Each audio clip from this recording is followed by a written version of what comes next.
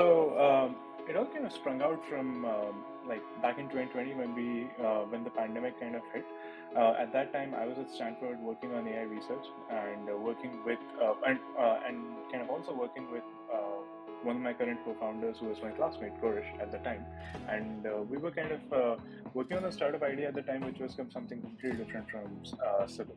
But then the pandemic happened, and we had to pivot, and we kind of were in the dark ages for some time, where we were building up a prototype in a week and then testing it out for a few users and realizing that it didn't really work out, and then going back to the drawing board and working on something else. And we did that for quite a bit of time.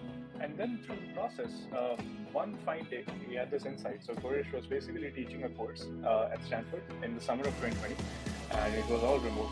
And we realized that it's so hard to read people's facial expressions on Zoom calls, which means it's so hard to figure out whether whatever you're saying or presenting on the Zoom call, whether it's resonating or not, that was completely unobvious.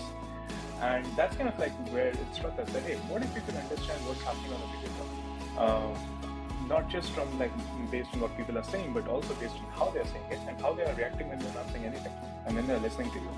And so we started building Sybill from there on. We established the company, started building the first product, got our first pre-seed round of funding with some angels and some investors. And that's kind of like how we got started.